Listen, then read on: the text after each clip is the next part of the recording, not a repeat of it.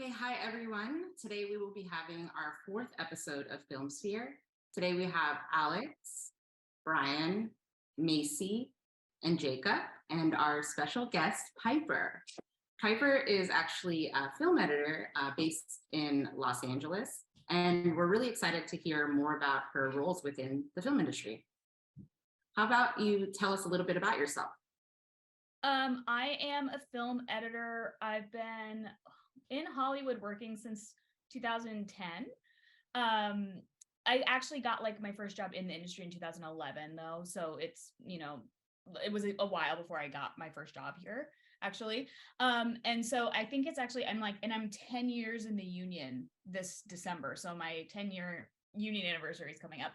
And I do features and television, scripted and documentaries.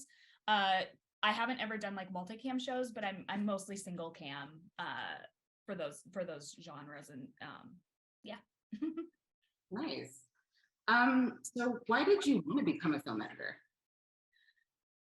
When I was in high school, actually growing up, I used to make movies a lot with my friends, and for me that was a big VHS camera, and I used to you'd shoot movies in order of when they happened, right? Like that's as a kid, like we'd shoot, now it's this scene, now it's this scene, now it's this scene. And I first learned editing that was like tape to tape editing. And then once I got into high school, I had got this little DV cam and had to make this like movie for a contest. And that was my first, I decided to try editing on a computer. And I realized in making that when, depending on where and how you put picture and music and sound and timing, you can make the audience feel something completely different depending on how you organize things and how you tell the story essentially. And that was like my light bulb moment. And that's when I realized like, oh, this is really cool to be able to like make something and then immediately have somebody feel something, right? So that was like, I wanted to be an editor. That was my kind of gateway into it. And then I just realized that that's where the story is actually told. And it's really fun. And so that was kind of my whole moment. I actually have a question about like the editing software that you use. What's the kind of software that you use for? Because then, since you're a professional, what do professional film editors use? So the industry standard essentially is Avid Media Composer. That's most productions in Hollywood use that. Premiere is starting to be a little bit more popular. Depending, there's certain filmmakers who like to use that. Premiere is also really good for like specifically for like documentaries or projects where you're going to have a lot of different kinds of media, like different formats. It handles that really well. So for like indie projects and documentaries, Premiere is also used, but like for the bigger productions, you're usually going to use Avid. Okay. That's really interesting. You just said like film, right, can be a manipulation of emotions, right? And as an editor, you can like really fine-tunely manipulate those. And I think like the lighting, like you want to make the lighting a certain way to manipulate that. You want to film it a certain way to manipulate that. So I think that's one of my favorite aspects too. But as like on the other side, like editing and then also like screenwriting and directing, it's like that like subtle manipulation that you can do just to make like a whole thing just a bit darker or lighter, like I think that's really cool.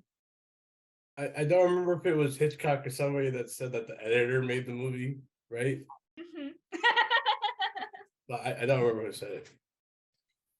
Yeah, a lot of people, some of the showrunners that I've worked with say that like it's the editing is the third draft of the script, basically. Like you have your first draft is the script, your second draft is shooting, and your third draft is the edit.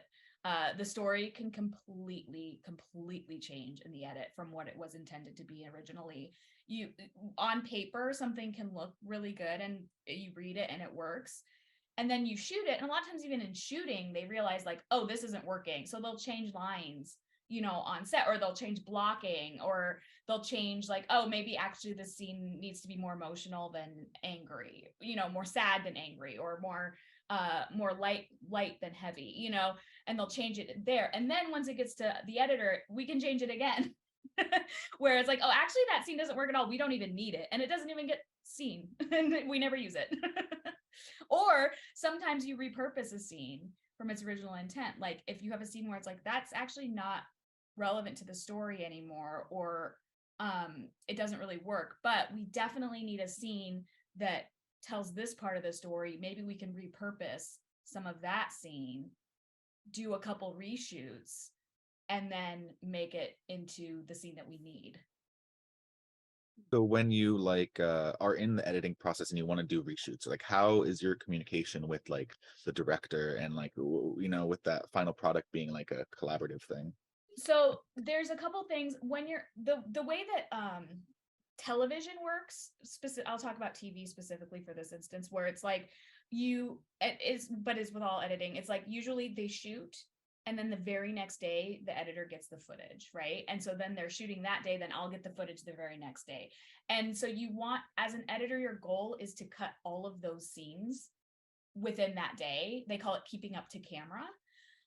Because if you're cutting it and you realize like, oh crap, like we need that insert of a knife. We can't tell that the person is stabbed by the footage. We definitely have to get an insert where they're stabbed. And if they're on location, they're not going to be able to go back, you know, like, and so you have to be able to tell them right away.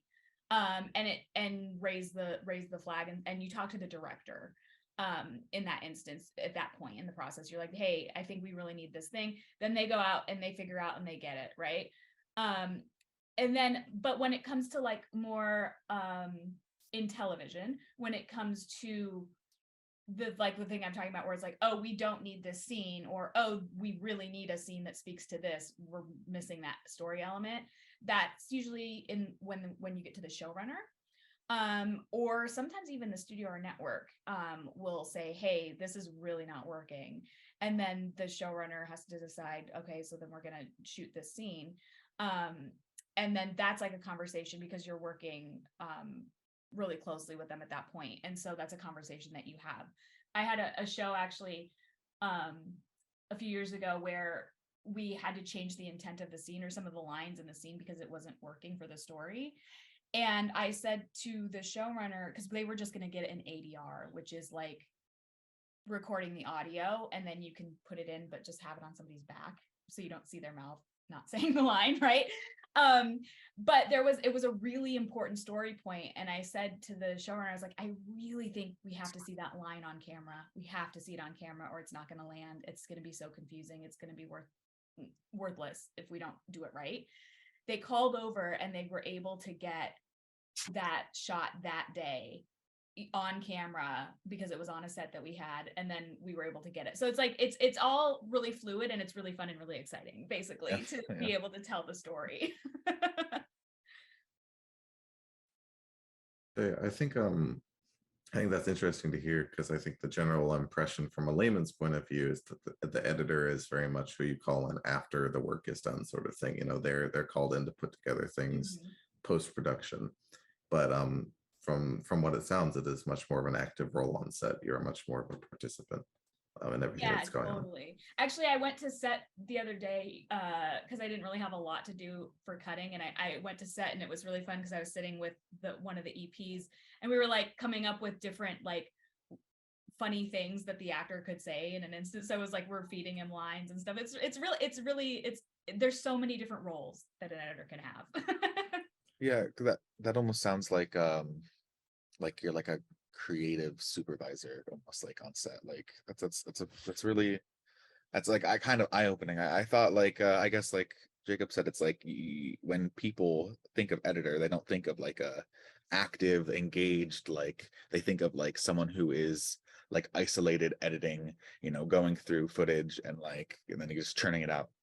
But that's very a cool. lot of times people are like, oh, so you cut out the bad parts, and it's like, actually no, I I put the, you You get make the so good many- parts. you make the good, you Yeah. tell the story, right? Like every day I get all this footage, right? And they shoot the whole scene from like somebody's coverage, and then they shoot the whole scene from the other person's coverage, and then they shoot the whole thing from like a wide shot, and then they shoot the whole thing from like another angle, right? And when you cut to each of those things, what performance you pick, what timing you pick, what music you pick, if you add this reaction or that reaction, all tells the story. And as an editor, your goal when you're making your editor's cut, which is the first thing that you do, is to include everything. You're not really supposed to cut out lines, or which is like, so you make it the best version that you can within those parameters. And then also try to understand what the director's intent was with the footage and tell the story the way that they were envisioning. And then by the time you are working with them, your goal is to just have less work to do, because you've already like been able to read their mind essentially. So what kind of skills should you definitely acquire to become a great film editor? Everything. Which is really silly, but one of the role of the editor is storytelling, right? And being able to read people and understand a lot of things about the world is going to help you tell a better story. The more life experience and the more exposure you have to just everything in the world, the better you will be able to tell stories about different people and different things that you don't know about, right? And it just helps your just general skill set so much. From like a really practical standpoint, communication, that's like number one, because you are on a group project 24/7, right? It's like you're constantly on a group project. You're working with people. You need to be able to understand how to work with people, and each project you're working with different people too, right? So like, this is how this director likes to work. This is how this director likes to work. And then to be able to change how you communicate to work with those people. The job is like 89% politics. So reading a room is a really important skill. I don't know how you learn that skill, honestly, other than shadowing people and having a mentor and just observing as you're moving up. That's the best way to learn that, is just to observe other people doing it. Obviously, Avid skills are important for Hollywood or some sort of nonlinear editing. Once you learn one of them and understand just the concept of like an in point, an out point, a cut, like just that is the basis for all of the softwares. So once you learn one of them, you can learn the other ones, honestly. But that's a good skill to have. And then, yeah, I think that's kind of the big, I feel like I'm probably missing something, but I said everything, so that covers it, right? So a little bit of a kind of line between needing to have your technical skills to back up the talk, but also being able to talk the talk and go out and walk with people, and sort of in a weird way, again, kind of like a screenwriter, be able to present yourself as that creative type who understands people, understands how to tell a story. Yeah, that's the thing, is it's like, I know some editors that are so slow, like they're not fast. They are so slow, but they still get hired because they know how to tell the story, and people like working with them. That's the number one thing in Hollywood, is people have to like working with you. You have to be likable, and you have to also enjoy working with other people. If people like you and you screw up, you'll get hired again anyway, because they are like, oh, it's okay, she's cool, we like her, she's great in all the other aspects, so like the technical thing is like actually not the number one thing. You have to have the skill enough to be able to do it in a way that, if you can't tell, this part of the storytelling is the technical part of it too, so you have to have it to that point. But if it's like, oh, I don't really understand the ins and outs of the software, like, there's other people like tech support or your assistant editor that can help you figure that out, and you figure it out on the way up too. It's part of as an assistant, you learn that kind of stuff more than than That you would have. that was definitely a piece of advice. I think again, like Alex, I couldn't place the quote, but basically that there's a lot of talented people out there, and there will always be another person who can sort of do the thing that you can do on a base level. But what makes you unique and makes you as a sort of employee prospect marketable is your ability to be yourself, to contribute sort of your personality and your willingness to work with people, people's, again, desire to work with you. And so probably the most important part of working in Hollywood in any capacity is to build yourself into somebody that people are going to look forward to meeting and interacting with, who builds a good reputation. Yeah, that's such a thing that people don't understand. And like, people come out and they're like, well, I work really hard and I do a lot of things, but I'm not getting any jobs. It's like, well, I've seen you, I've interviewed you, or I've worked with you, and it's you're not interviewing well, or you're not sociable when we go to meetups with people. It's like, that's a whole part of it that's really, really important. A little bit of politicking. Yeah, like I said, like, yeah, the job is literally 89% politics. So, what was your first experience in film editing? Okay, so my question is do you mean as an editor in Hollywood, or working my way up to an editor? I think working your way up. Working my way up. Okay. Actually, both would be. Okay. Yeah. Okay, I'll just tell you the story. Okay, so basically, when I first moved here, it was the recession, so there were like no jobs, and it was really difficult. I couldn't find a job. I applied to the ACE internship program, the American Cinema Editors internship program. I did not get an interview. I didn't make it to round 2. I didn't even get anything. But they do a panel discussion for all of the applicants. So I went to the panel discussion as kind of a last ditch effort. I was actually going to like give up completely at this point, because it was like a year of me trying and not breaking in. And I went to this panel discussion, and I ended up just like being myself and talking with some of the people, asking genuine questions that I had about editing. And after the course of that panel discussion night, they decided, yeah, we're going to give you an internship for a week. It starts next week. So to me, and I know, like, now, years later, knowing these people really well and hearing about actually how that was decided, like, at the time, it was like, oh, literally one person was like, okay, you're cool enough, you're in. That's how it felt at the time, right? Now I know there was more talking and stuff going on behind the scenes, but that's how it felt, right? But it was like, that was the moment. And I went to this internship for a week.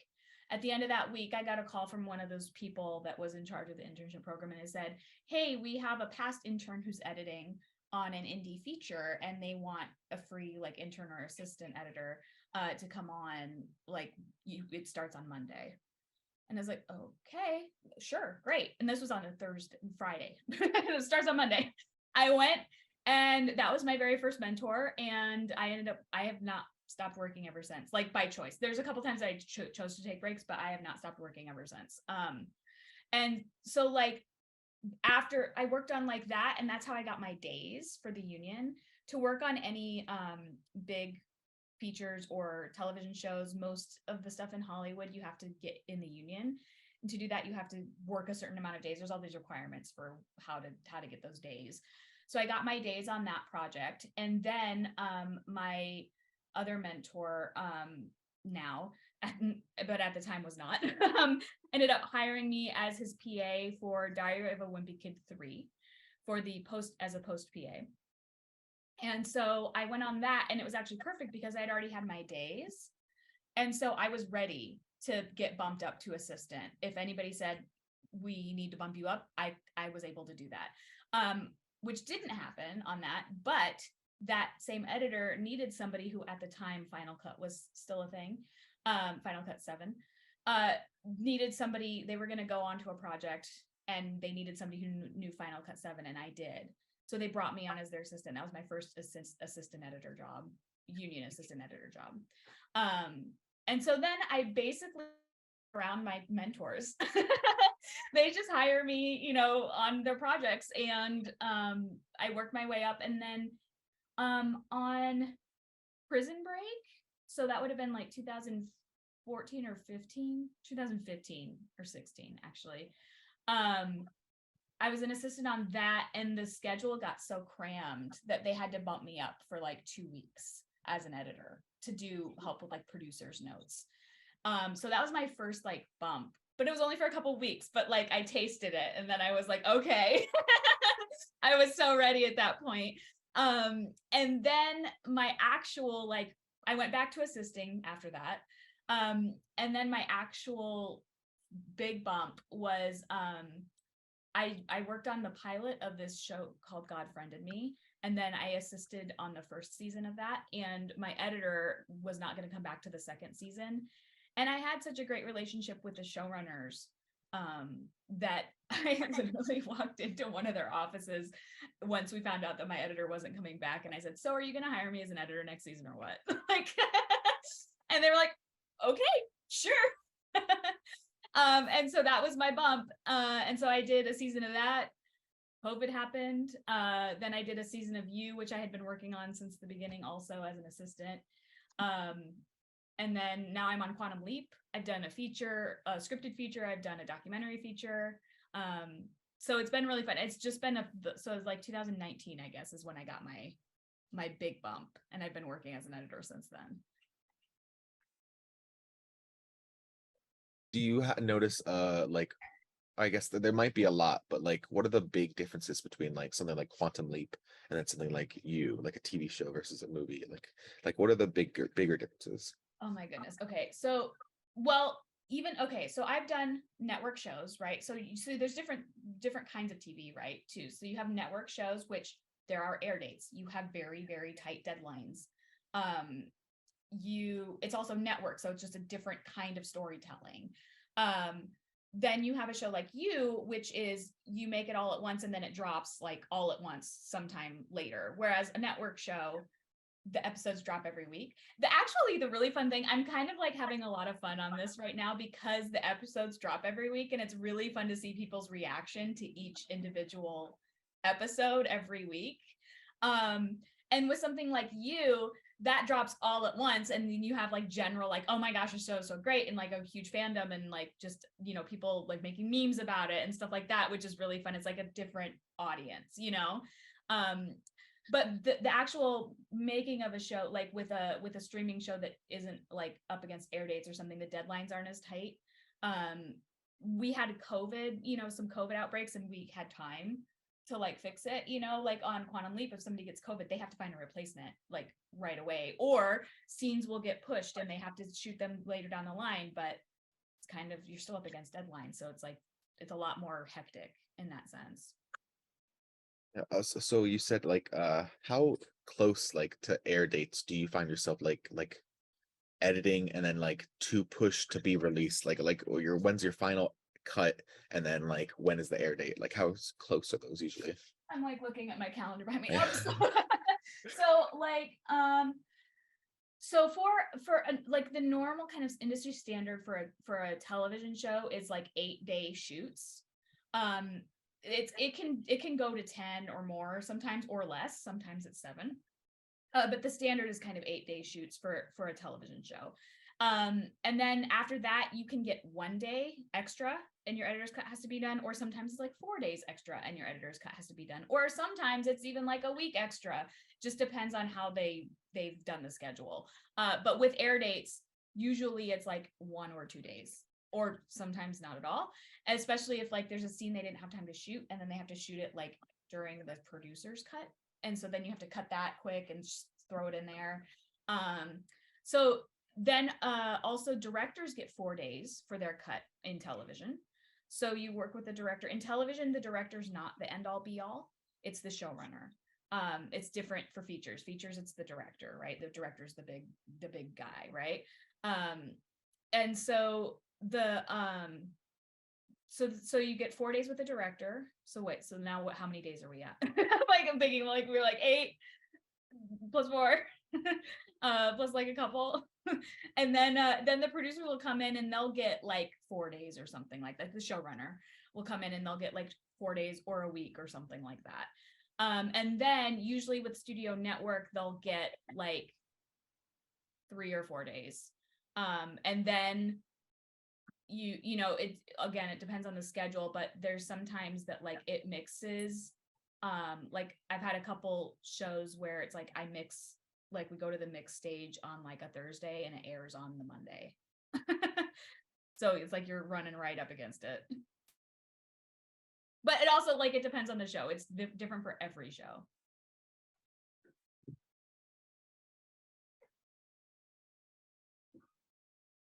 You have, Oh, you can go. as Macy. a thing, do you have any advice for any beginner editors?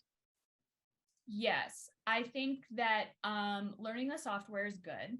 Some people, I know, like talking with like other people who are getting their start, where they're like so intimidated by Avid and so scared of it. It's not that scary. Just force yourself to use it and you'll learn it. So that's a big thing.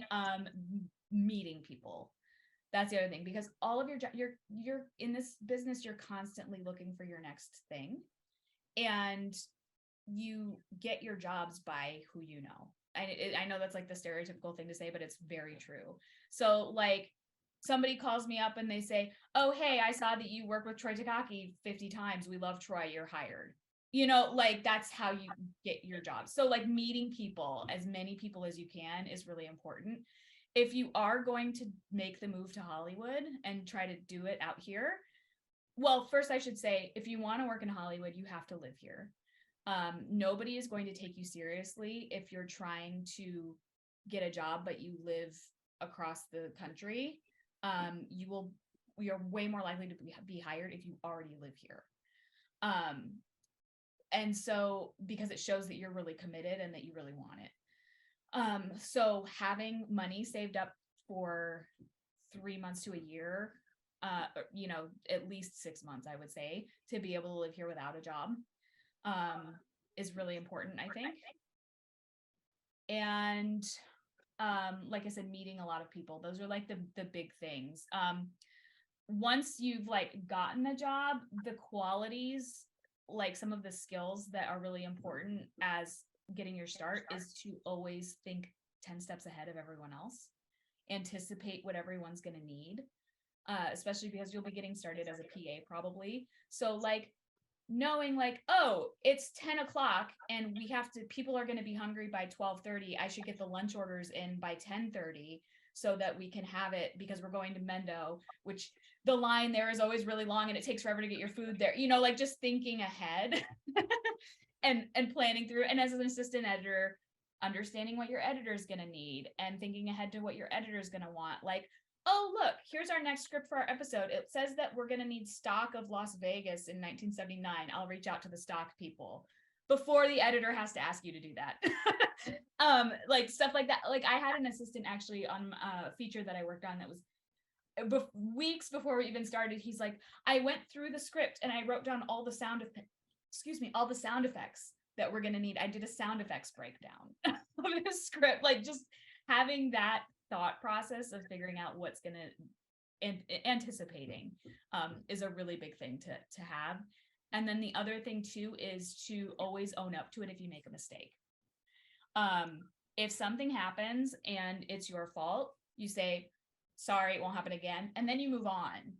And you never make an excuse. You never even try to explain like, oh, sorry, I was trying to do this instead. I misunderstood.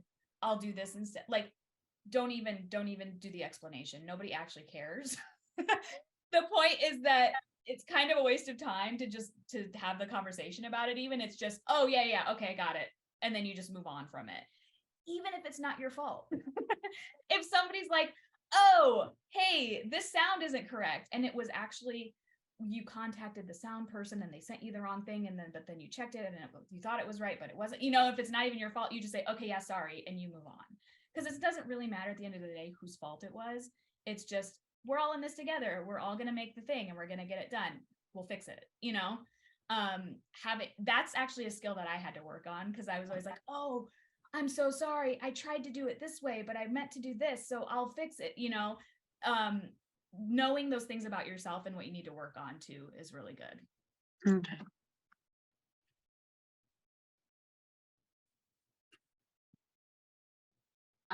What's it like working with an editing team? So it depends on the production, because the editing team varies depending on the production. So on a television show, usually the shows are 3-3, meaning 3 editors, 3 assistants. You get your own assistant. Usually you pick your assistant, you bring them with you.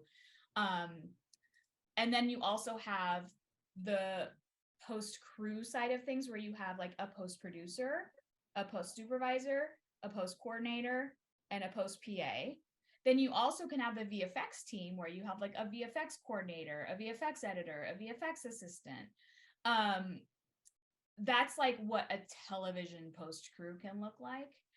On a feature, a post crew can look like the post producer, the post supervisor, the post coordinator, the post PA, the VFX people are the same. But then you have the editor, the first assistant, the second assistant, the 25 other second assistants, the like 5 other VFX people. You can have on the pilot I worked on, or like on Marvel movies, where you have 2 editors and 1 first and then 2 assistants. Like it definitely can vary depending on the production. In television, it's interesting because as you have other people to lean on. So like if I have a sick kid and I have to go pick them up from school, I have 2 other editors that would be able to cover for me if they needed to, or my assistant, or one of the other assistants. Like there are people who can cover for you. As an assistant editor, when you're learning, you have other people that can teach you things, right? Like, oh, hey, you do it that way. I was doing it this way. That's so much faster. I'm going to do it that way now, right? Or you learn things about the industry and life in general. Like, oh, you have boundaries. I like that.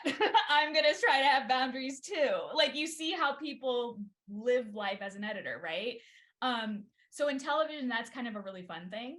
In features, you don't have that. In a feature, as an editor, you are, unless you're on a crew. I haven't been on a crew with multiple editors, but like you are the editor and you have an assistant. And if you can't be there, there is no one to cover for you. So you have to be there. I've heard stories of people going to the office and they're sick and they're puking in a bucket and they're still working, like, because you still have a deadline you have to meet and you're the person. And like what we were saying earlier is like people are hiring you, right? Like that's one thing about this industry that's so interesting in all aspects. People are hiring you because you are who you are, right? So they can just hire a replacement. They can, but that's not preferable.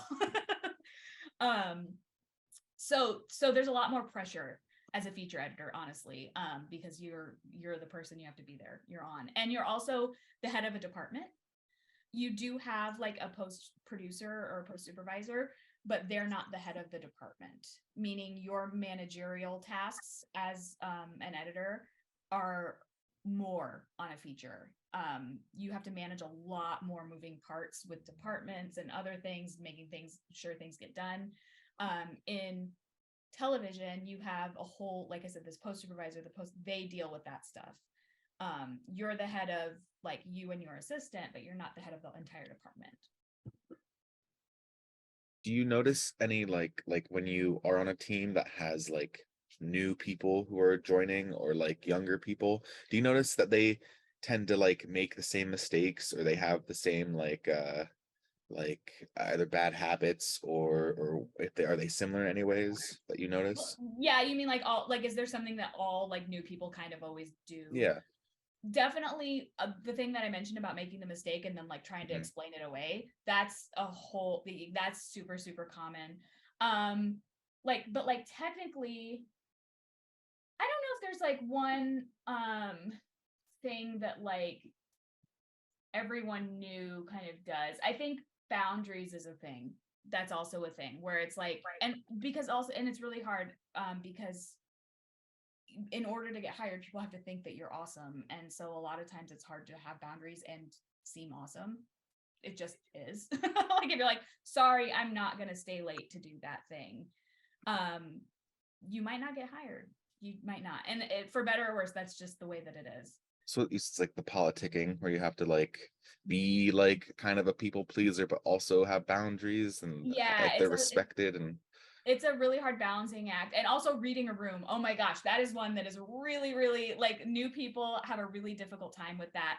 You just so you know, if you ever are new and you're, or even if you're like shadowing somebody and you're not even like in the industry yet, but you're just shadowing, like your job is to be a fly on the wall.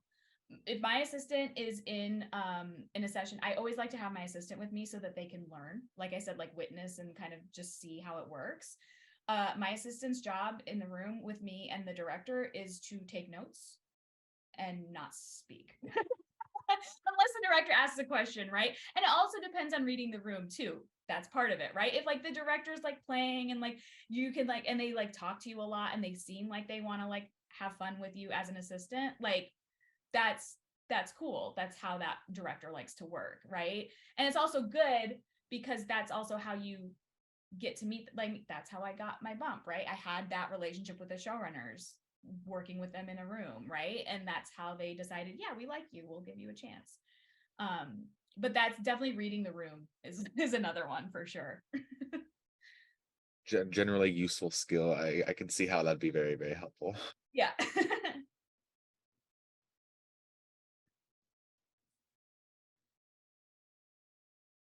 Yeah, I was muted. I don't know if anybody asked this yet, but what are some of the roles of a film editor? I don't know if anybody asked that yet. The roles Yeah. of there a you film go. editor. Okay, I kind of like, I think some of you might be getting a better idea now because you're kind of getting an idea, right? So one of the roles of a film editor is a manager, because you have to manage your assistant and a PA, and if you're doing a feature, you manage a lot of other things as well, like visual effects and like when are we getting this, when we have to get approvals for this thing, and now we have to send this to sound and we got to do mixing and we got to do VFX. So you're a manager. Your other role is a storyteller, right? Like you're knowing how to express something or how to tell the story. Another role is a mentor. Hopefully you are mentoring your assistant or any of the other people who are interested in your job, helping them, teach them. You know, one of the things that I like to do when we have time on a cut is have my assistant cut a scene. And this is what I learned from my mentor, is that my assistant will cut a scene and I will cut a scene, the same scene, and then we'll watch them and compare them. And then depending on at what point, you know, how experienced the assistant is, the teaching will be different too, like what I teach them about their cut. And then another role is being a friend, because you work so closely with a showrunner and a director and your assistant. When you hire an assistant, or as an assistant, when you are hired by an editor, it's a marriage. You're sometimes working together for 21 days straight, 15 hours a day in the same room, right next to each other. You're with them more than you're with your partner. And so it is a marriage. You have to like each other immensely. You have to work well together. And then as an editor with a director, the same thing, or an editor with a showrunner, I always think that you have to have fun, because if we're not having fun, then what's the point, right? We have the best job in the world. It's the funnest job in the world. We get to make movies and we get to make TV. Like, what's more fun than that, right? So my cutting room, I always like it to be fun and happy and joyful, and being able to like talk about things like when you're, you know, the show right? Like that has some really heavy topics. And being able to have discussions about it, like how are we going to show this, how are we going to talk about this, what's the intent, is it this funny, or is it this funny, or is it this kind of funny, right? Like you have to have trust, and building on that is really important. And so like I said, like being a friend is an important role too. Yeah. I think that's it. This is more a question more about the software. What do you guys do if like a technical problem arises? Call tech support. If you're on like a union production, tech support, you just literally call them up and like, oh, my speaker's not working. Okay, cool, we'll bring you another one. Or like, oh, actually, I really like this kind of keyboard instead of this other kind of keyboard. Can I have that other kind of keyboard? Sure, here you go. It's really nice actually. But like on a indie thing, or like if it's a thing where it's not a technical problem, but it's like an avid thing where it's like, oh, we can't figure out how to do this thing that we really need to do that would be really helpful in the avid, who you start calling up people. As an assistant and as a PA, the kind of the general rule is to ask sideways, not up. So like if you have an issue in the avid where like, oh, this footage isn't linking up, it's not working, you wouldn't call tech support for that because they're like more about system, or like, oh, the avid keeps crashing, something's wrong. But if it's like, oh, this stuff isn't linking up, it's an avid issue, then you would call I know, I'll call Kelly. Like she's really good at knowing how to link footage. I'm going to call her. So you call her up, right? Or you call, oh, actually, this thing that I really want to do, I know that PJ was really good at that. Like, I'm going to call him up and ask him how to do that. You use your people resources. When you're getting started, you might not know as many people, so you'll do a lot of Googling. You also do a lot of Googling now. I mean, I still am like, what? Like the other day, I was like Googling, like, how do you do this one thing? And then also on like indie projects, if something goes wrong, it's kind of on y'all to figure it out yourself, which is a mess sometimes, but it makes you better at your job when you have to figure out, oh, this drive completely crashed. It was making that weird noise. I should have copied the footage over when it was making the weird noise. You'll probably learn the hard way, but it'll make you way better in the long run than somebody who didn't have to go through that, So on like an indie thing where you don't really have, or you're like, oh crap, Avid's being weird. Like, how do I contact Avid? Like being resourceful, because Avid doesn't have a tech support line that you can call. It's like, oh, my friend's on this Facebook group who knows a person who works at Avid. Maybe I can ask them. Like, you being resourceful is huge in this job as well. And then so like do you have any like preferred next steps for someone like at our level of like to move forward into the industry? Like you said, PA would probably be likely, or like but like editorial wise, is there like a good way for editors to like kind of break in? Yeah, so basically if you decide to come to Hollywood, you're not going to start as an editor. It's just not going to happen. You will start as a PA. You might actually be able to start as an assistant editor on an indie thing, something that's not union, because you have to get your days. Because now also there's like a need for assistant editors at this moment. Like there's just not enough assistants. So it's a lot easier than when I was getting started. It might be easier to get hired on an indie thing as an assistant editor now. But then you'll get hired as an assistant editor on an indie thing. And then once you get like a union, to get into a union job, you might have to go down to PA first on a union thing and then wait for the bump. But if you're going to work in Hollywood, you need to move here before you get a job. So you need to save up the money now. So like there's like backtracking like that. The best thing actually is to research where you would want to live, and then figure out how much money you're going to need based on that. Like you figure out your plan, like you make a solid plan for what you're going to do with solid goals. And then you work backward from there and like, okay, what do I do now to get to that goal? And then once you're here, you start calling people, right? Like all of you can email me now and be like, Piper, I moved to LA and I want to be an editor. Let's meet for coffee. And you start taking people for coffee. You offer to pay for their coffee. You offer to go to where they live. Like being considerate also and humble is really important too.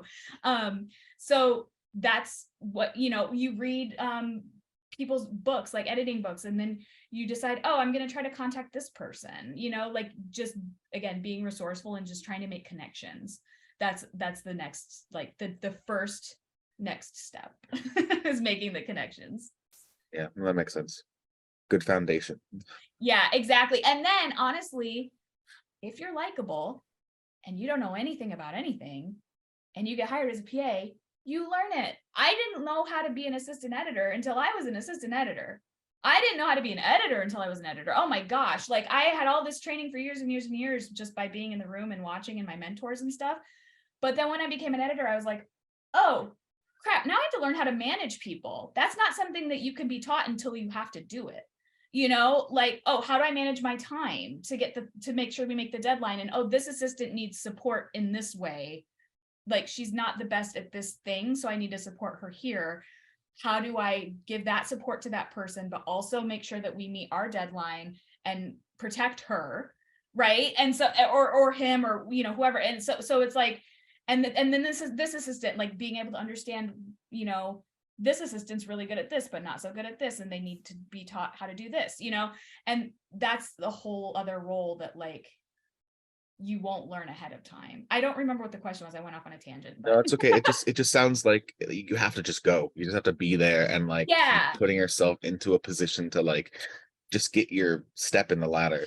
Yeah, exactly. Oh yeah, that's what it was. It was like, and you won't learn how to be an assistant until you're like, you won't learn it. You can learn it on the job. The big thing is being smart. So when I'm looking to hire somebody, now, like, because there are so many not assistants at this point, and so many new people are needing to be hired because there aren't experienced assistants anymore.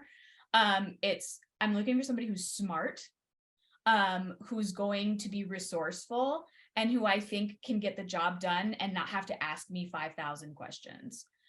That's a huge thing. If you can be smart and figure it out on your own, that's like huge. That's huge. And if you're likable and we get along and we can joke, like that's the other part of it. That's all I'm looking for. Yeah. What are some things people tend to struggle with during like a project or while editing?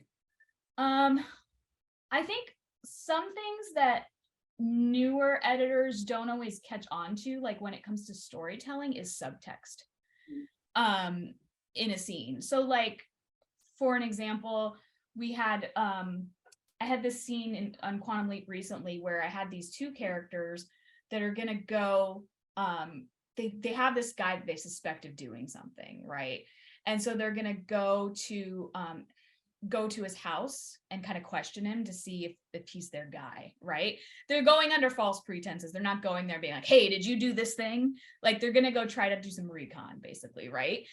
So they go to the house and they sit down with the guy, and the guy like tells them their life story, and the life story is really emotional. He's about an immigrant, and he, you know, about how his family and money and all this stuff, and it's really emotional and touching, right? The scene isn't about that, though. The scene is not about the guy's emotional, touching story. It's about, what do our characters think about his emotional, touching story, right? There's a big difference between cutting a scene, telling this big emotional story, and our characters go, oh, like, that's, you know, and say their lines, versus here's a scene with a character telling an emotional story. When am I going to show, our characters are going to look at each other, right? He says something. What do they think about what he's saying? What do our characters think about what that guy is saying? Because that's going to tell our audience what to think about what that guy is saying. The point of the scene in that story is, do our characters come away from that thinking that this guy is their guy, or that their guy is, that's not their guy? You know what I mean? So that's something that like a beginning editor would cut that scene, probably coming from the emotional story that the guy is telling that's really compelling, right? Versus he's telling a story, but the music, right, is going to be our mystery music. It's going to be do, do, do, do, do, do, do, do, rather than some emotional score piece that's going to pull at our heartstrings. And knowing the point of view of a scene is also something that a lot of first-time editors don't always get right. Like if we go into that scene, this is part of the subtext, right? The point of view is not the guy telling the story. Our point of view is from the point of view of our characters, right? Like on Quantum Leap, every single scene, if Ben's song is in that scene, it is from the point of view of Ben's song. That scene is from his point of view. All this other crazy stuff could be going on, but what does Ben think about what's going on, and how does Ben react to it?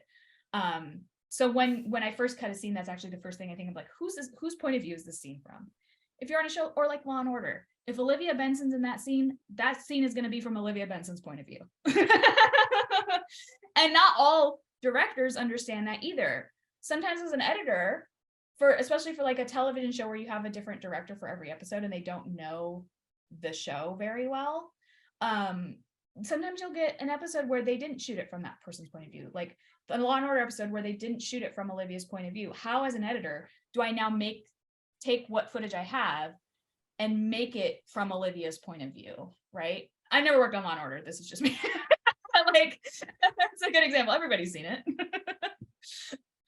But you know what I mean? Like how do you take that footage and then, like, oh, if I put a reaction here, it'll still come from their point of view. You know, that's something that a lot of first-time editors don't quite get right all the time either. Especially if you have like an ensemble cast where like everyone's really important. Like Law and Order, right? If you had a scene with like all of the main characters in it, right? Or Quantum Leap, if you have a scene with all of the main all of our like main top 5 characters in it, which character am I following? I'm interested in your perspective. Given all of us are currently enrolled in some curriculum here, and based on your sort of opinions and personal journey, what would you say the value of a background in film education is heading out to Hollywood? Have you seen it make like a substantial impact, or? No. Honestly, like, I think film school is more for the connections that you make while at film school. And like, because I know so many people that have been here that didn't go to film school and they're fantastic filmmakers. And like, I went to a school that wasn't technically a film school. I went through the digital media program, and it was very heavily into editing, which was what I wanted. So I learned Avid really, really well. But again, I didn't learn how to be in the industry. I didn't learn how the industry worked. I had no idea how the industry worked. I just learned Avid and like kind of how to tell a story with like through documentary, actually, mostly. That was my particular program, right? But a lot of people, they think, oh, I'll go get my master's and then that'll make me look better and I'll make my break into Hollywood. No, like I said, like, you could have a degree in engineering or something and decide you want to be an editor, or not have a degree at all, honestly. And if people like you and you're smart and resourceful, you'll still get hired. I think that, but I do think that film school, like I said, is good for the connections you make. Like USC, right? Like, you meet how many people went to USC, right? That, like, if you met them while you were in college and now they're like huge directors, like, you had a relationship with them and now they're hiring you on your stuff because you knew them while you went together to USC, you know? Yeah. So sort of like we were talking about earlier, it's that balance of the technical is important to learn, but it's more about the people you know and the impression you make. Yeah, and like, film school is great too, because I mean, you do learn stuff there. Like, it's not to like knock film school at all. Like, the stuff you learn is really good, but it's not, to me, it's not going to help you in the industry so much. It might help you, again, it lends itself toward the like, learn as much as you can about the world kind of stuff, because the more you learn, the better you'll be. It is one of several inroads, sort of. Yeah, exactly. It's not the end all be all. Yeah, exactly. I live near an airport, so I get a lot of these shoots. Yeah. Burbank, yeah. What is the post-production process like in detail from like beginning to end? Okay, well, I kind of explained, okay, so you get the dailies, right? Like I said, so it's like, first you, they'll shoot the stuff and you'll get the dailies. And that's the same with features and television. Usually some features, they're like, oh, we already shot. Usually it's like with an indie thing, right? Where they had to shoot and then they're like, oh, we need to get the budget for an editor. We don't have a budget for the editor yet. And then they get the budget for the editor later. So they've already shot everything. But usually they'll shoot and you'll be cutting and trying to keep up to camera, hopefully keeping up to camera. And then, like I said, on a show, it's usually 8 days. It can be longer or shorter than that. On a feature, I just did a feature that was 22 days. 22 to like 40 something is pretty typical. 22 is actually a pretty fast shoot. That's only like a month, right? It's not a long time.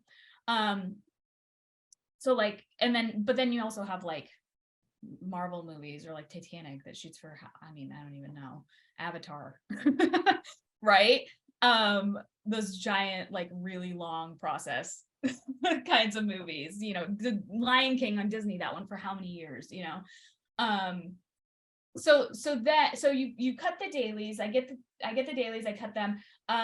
Every editor is different with how they like to work with their assistant. I actually put them, you know, in a bin, and I say, anything, all of these scenes are right. If they're here, they're done, they're ready for you. And then my assistant will go through and do sound work, meaning try to do like a rough mix of the sound. If the dialogue is really like there was like a fan running or something really loud is annoying, like they'll try to clean it up as much as possible. We're really limited what we can do in the Avid, but they'll try to do that.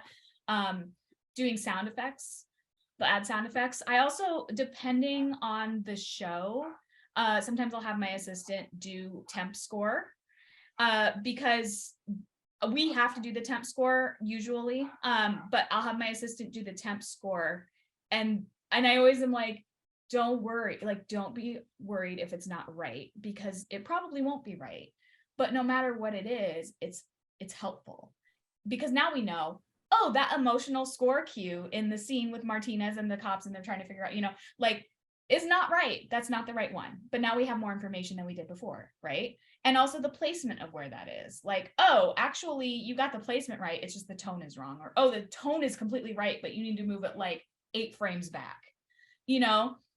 So we do the temp score. And then I work on, at some point during the editor's cut process, I build the cut, right? So I cut scene by scene, but then I start to put it all together and look at the bigger picture, adding the transitions between the scenes if there's like stock footage, or if I feel like we need to go to a different, like, oh, actually, I really need to go to this wide instead of starting on the close, because I just came from a close on the other scene.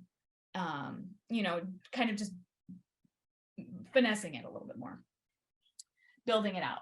And then it goes to the director, and we start working with the director. And then the director, depends on how the director wants to work. Like on the feature that I did, I went and worked in an office with the director every day for like, usually, you know, like 6 weeks at the minimum for a feature. That's a really short amount of time. I don't even know how long. Or on, like I said, on TV, they get 4 days. And sometimes they like to work with you in the room. Sometimes now with COVID on Evercast. Sometimes they'll like on Zoom.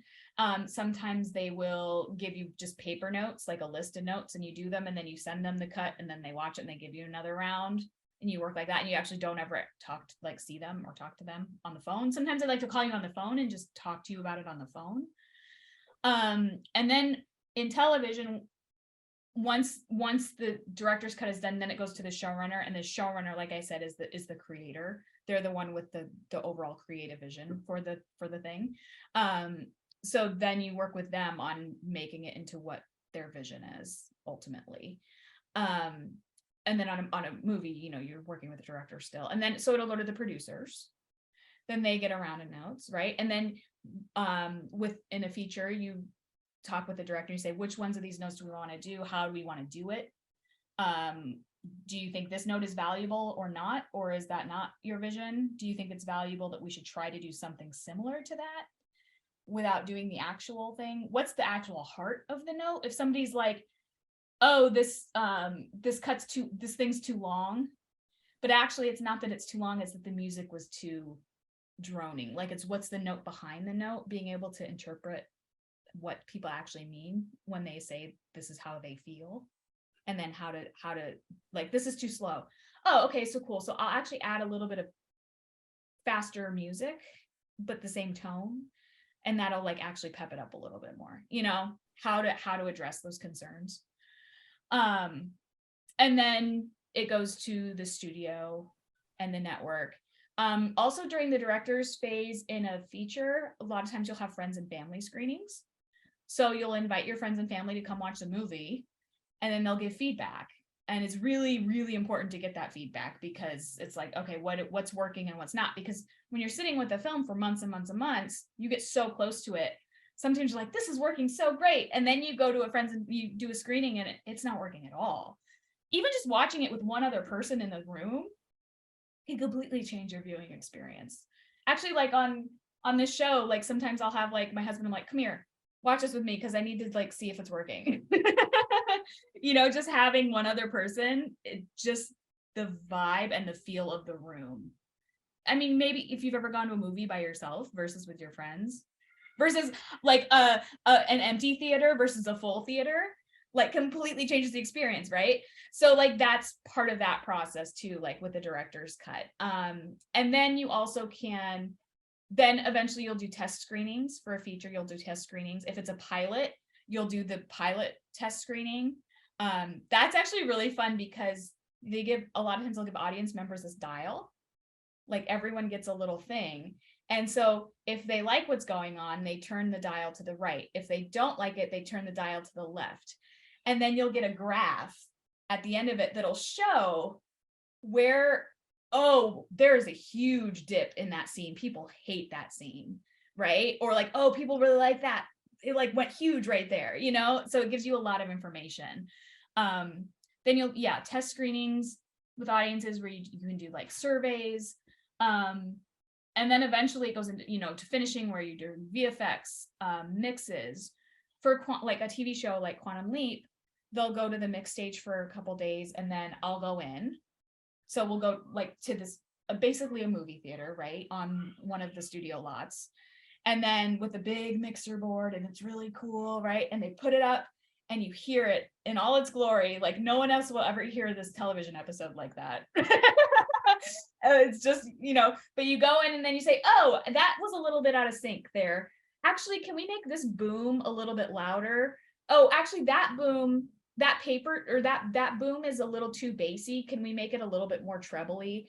Can we actually make that hit on the punching bag, give it a little more oomph, you know? Or like this transition where between a scene where Magic sets down or closes his computer and she sets down a doll, can we just put the click so it's just one click on both of that, like as the transition? You know, you get to give all these notes for that, and then it's finished, and then it goes out to the world.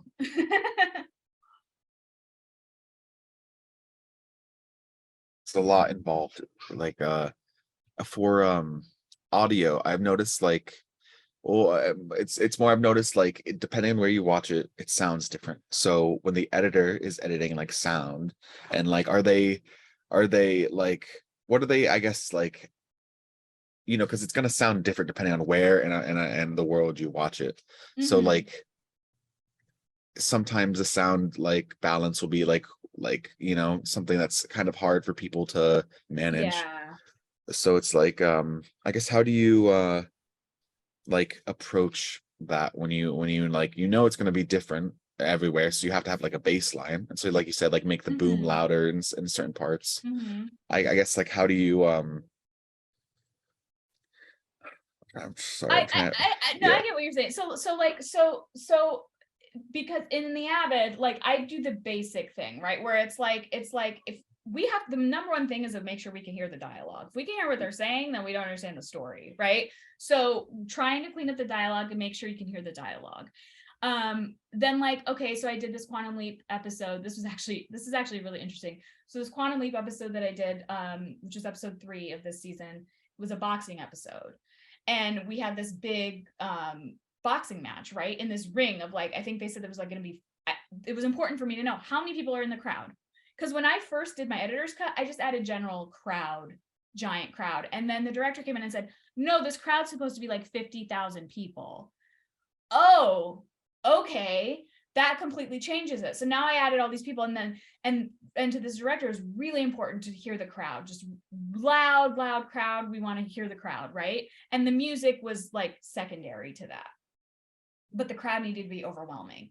Then when I got to the showrunner, we're like, no, we don't need to hear the crowd as much. We want to hear the music, make it more like a music video. So somebody said, you make it more like a music video, dropping the backgrounds, making the music be the main thing, right?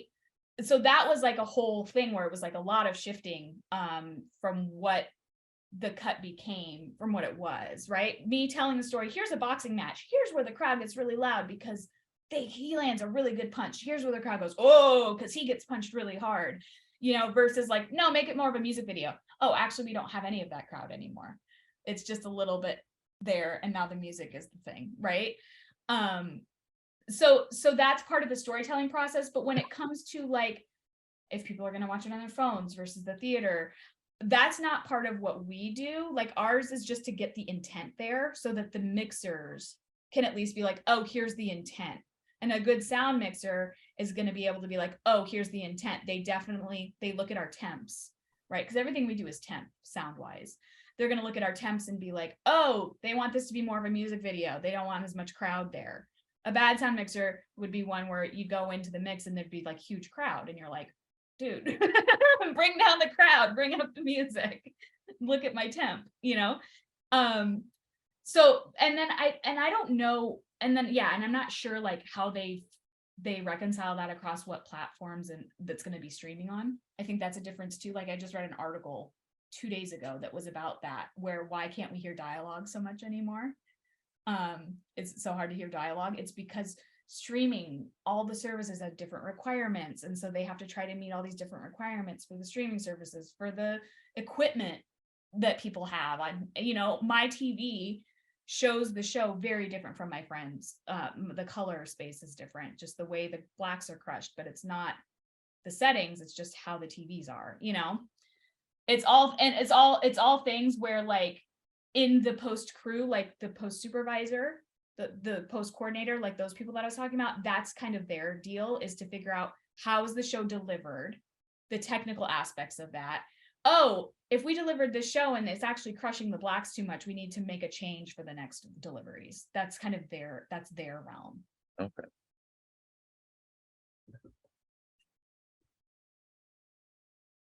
Does anybody have any more questions to add? Oh, it's a lot. Like I can blabble for forever about this. You've answered all mine, all that I've had. Is there anything you would like to add, Piper? Before we No, I mean, I don't know. I think I like covered everything ever. Like, I hope that I changed some of your minds about it a little bit. like y'all are, it always cracks me up when people are like, oh, I want to be a director and writer, because that's legitimate, but it's like, just wait, let me tell you this thing. Definitely enlightened me, definitely opened my eyes to like more of the facets of editing. Actually, and it's really interesting because a lot, not all, but a lot of, especially television editors, do go on to direct TV, because maybe hopefully now you kind of understand a little bit more that like editors actually make really good directors, because you understand how to tell the story and you understand, oh, this is actually what we need, this is what we'll use. And then as a director, like, oh, this is what I'm going to get the coverage, because I can see how it's going to go together exactly, you know, in the edit. So it, in television, a lot of times that does happen, where like, especially if you're editing on a show for like years and years and years and years, a lot of times you can go on to direct shows too. Okay. Well, that's the conclusion of our episode of Film Sphere. Thank you so much, Piper, for being on our show. You absolutely enlightened us and let us know more about. Okay, good. I hope I didn't like blab too much, because I could talk, like I said, I could talk forever about this. So. That was awesome. Thank you. Great. Thank you so Thank you. much.